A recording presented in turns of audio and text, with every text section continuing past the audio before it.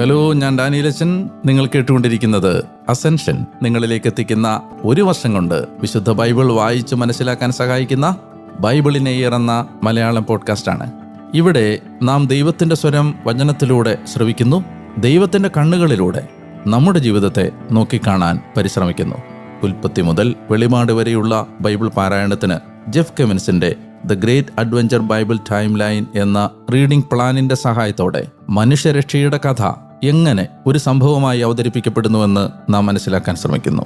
ഒപ്പം ആ കഥയിൽ നമ്മൾ എങ്ങനെ ഉൾപ്പെട്ടിരിക്കുന്നുവെന്ന് തിരിച്ചറിയുകയും ചെയ്യുന്നു.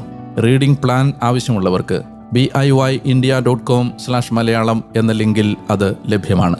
ഞാൻ വായിക്കുന്നത് POC മലയാളം ബൈബിൾ പരിഷ്കരിച്ച വിവർത്തനത്തിൽ നിന്നാണ്. ഇന്ന് ദിവസം 16. ഇന്നത്തെ വചന വായനയുടെ പാഠങ്ങൾ ഉൽപ്പത്തി അധ്യായങ്ങൾ 31,